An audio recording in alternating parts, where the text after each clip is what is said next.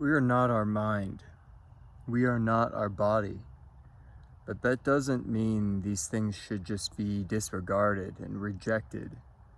In order to live a more integral, whole existence, we must incorporate them into the higher faculties, into the soul, into the spirit, into the source, whatever you want to call it.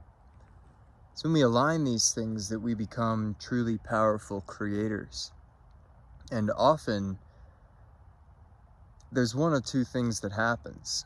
You get those that go so far under the side of spirit that they do disregard their body, they disregard their mind, and they may make progress, they may grow in a spiritual sense, but it's almost like there's going to be this physical anchor holding them down. And in terms of the physical plane, what's able to be accomplished is not so, it's just not that great. It's not what really could be done. Then you have those on the other side that disregard the more spiritual aspects. They disregard the higher aspects. And so they get attached into the identity of the mind and the body, which is both an illusion and something that's very real. Almost in the sense that, like, it's like clothing that we're wearing. The way that I could say, like, I'm wearing a white shirt right now. And who is I? Who is the one wearing the shirt? Does the shirt really exist? You could go away into this rabbit hole of pondering. But the shirt could be taken off. I could change it. I could put another one on.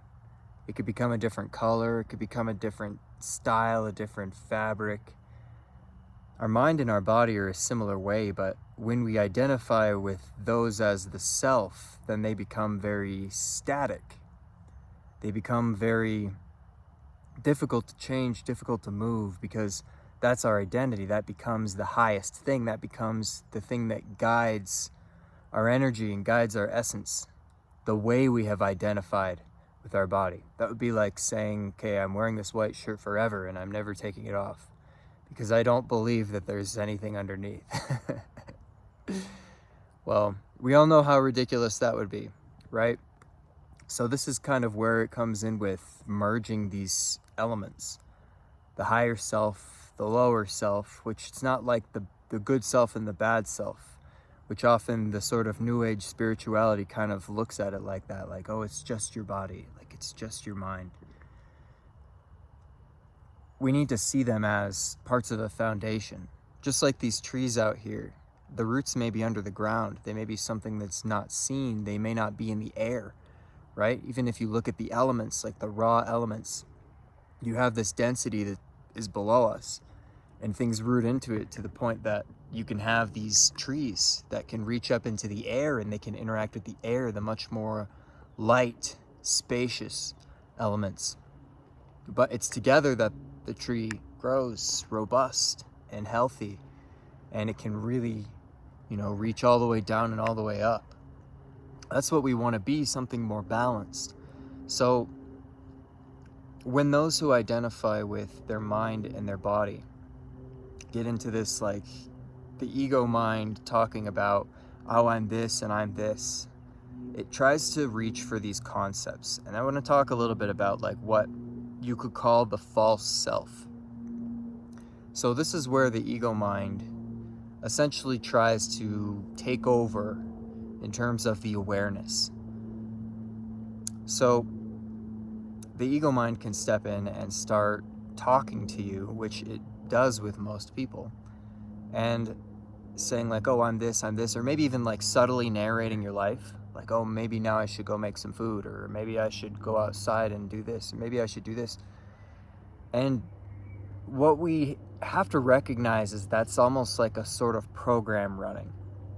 It's not who we are, because we could even say in our mind like, and then I thought, or and then I was thinking, and then I'm going to do this, and then I went and did this. And we could even look at our past or our future and talk about ourselves in terms of a third person narrative or a first person.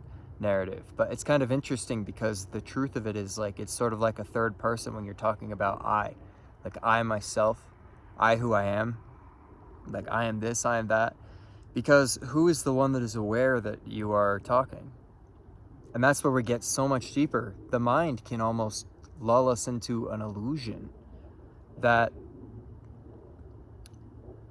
it is the awareness.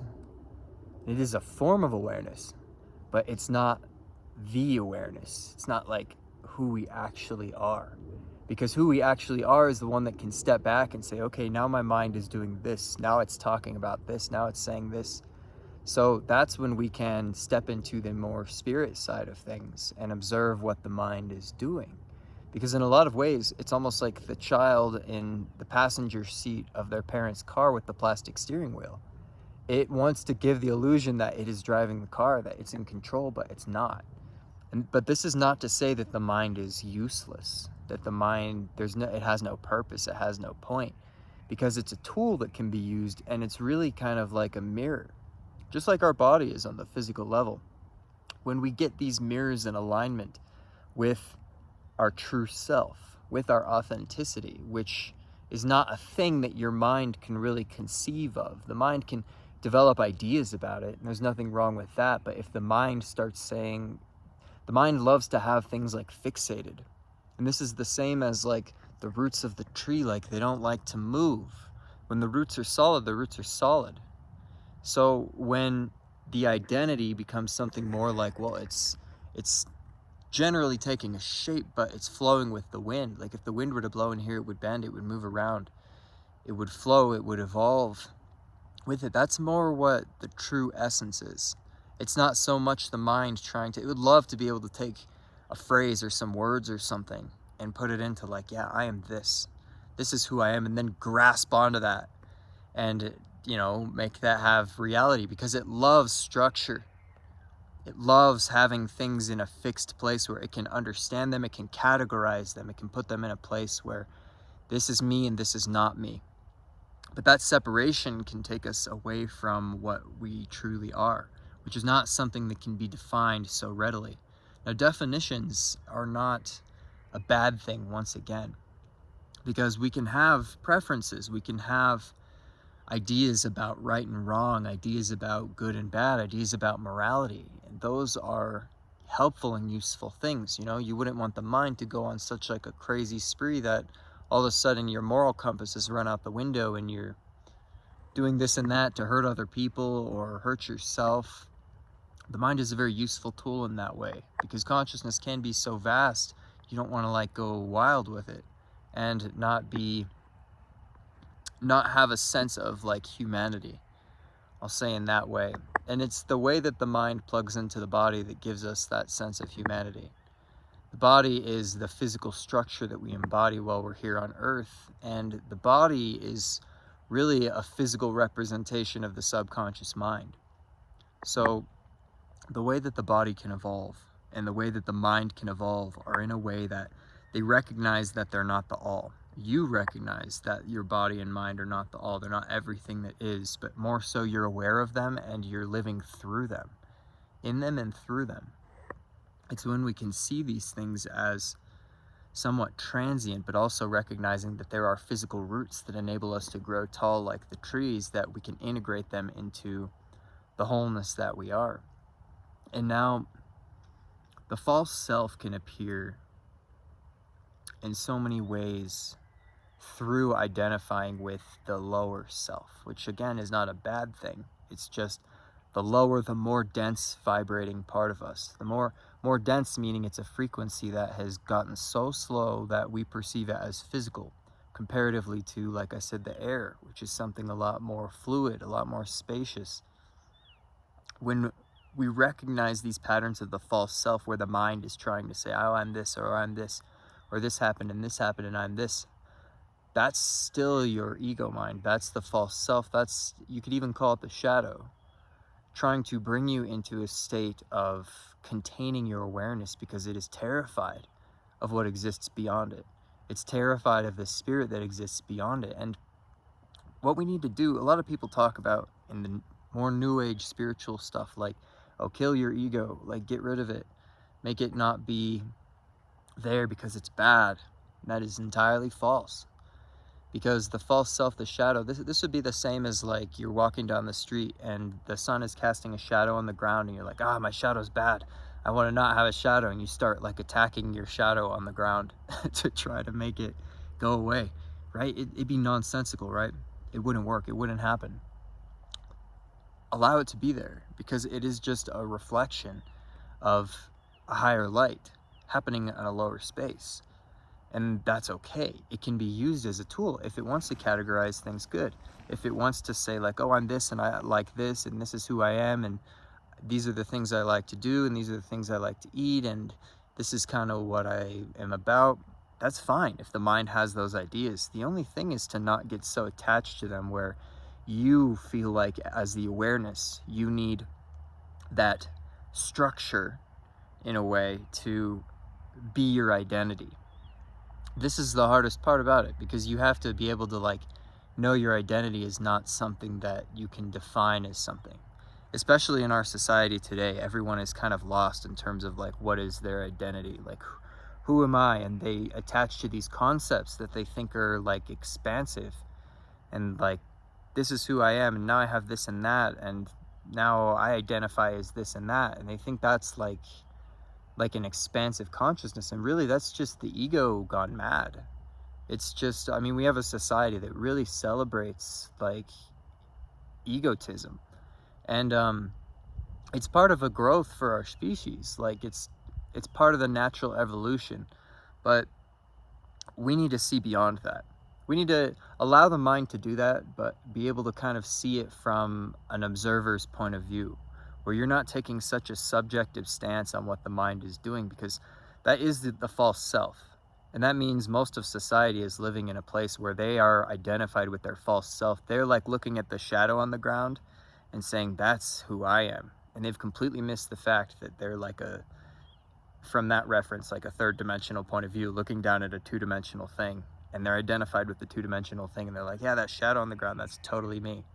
That's what people are doing with their minds nowadays. And that's kind of the idea of this reality. It's until you become aware of it, you're going to be trapped in the illusion. And to rise up out of that, it really just takes you being able to step back and see what's happening, but not disregard it, not reject it, in the sense that the three-dimensional being that we are is just a shadow of the five-dimensional being that we also are, and on and on and on and on and on. So it really is just this endless level of becoming aware of your awareness and becoming aware of your awareness. And like I said, that frightens the ego. The ego doesn't like things it can't categorize, that it can't put in a box. And a lot of times the ego will start even becoming self-destructive to try to keep you from being aware of yourself. But once you're able to be in that awareness and you can sit in that with yourself, then the ego becomes something more like a tool. And that was what the mind, the ego, I'm using these terms somewhat interchangeably, but the mind was meant to be a tool. It was not to be our master. And right now, the whole mental illness that's going on in the world, a lot of it at least, is simply because the mind has become the master. And you have, this is for another video, but we have systems and ideas coming down from places where they're really trying to get the mind to be like the master, and they want to try to convince people that these ideas are like reality in these structured boxes, you have to fit into them. And that's really not the case. If it comes from a place of like, this is my identity and I'm identifying with this, and you become like a group with it and you need to like raise a flag with whatever that might be, whether it be, I'm not even going to get into that part of it, because it goes so deep in terms of even like the most basic premises of like how people perceive themselves and the groups they're identified with. But you don't need to be part of those groups. And really, like, once you can kind of let go and stand above it and recognize that a lot of these systems are just to make us divide from each other, even the ones that are claiming to be like inclusive and progressive, like, we recognize the true consciousness, within us. And that is the goal here. It's to wake up to who you actually are, which is not something your mind can conceive of. It's not something your mind can grasp onto. And that's the illusion that many people have fallen into. You could call that Maya, the veil of Maya, right? It's that you're grasped onto the concept and you think that's you. And the consciousness beyond that is actually the freedom of yourself, because then the mind becomes your servant, not your master. The mind is a powerful servant because then we can use these concepts and these ideas and the way that it functions to actually create, but do that from an authentic place, from like a point of truth and a point of awareness within us. And that's where our true power is. And like I said, there's systems in play that really want to keep us from this because we are that powerful. So with that, I hope this is making sense to you all. That's all I want to talk about this today. And I wish you all the best with it. Really just take some time to just become aware of like who's the one thinking, like who is the one with these ideas and who's the one that's aware of that. Sit with yourself, just be the observer, and life can really open up for you. Life can really, you can be set free from the confines of whatever you might find yourself in. So with that, if you made it this far, thanks for watching. Much love, take care, and I'll see you soon.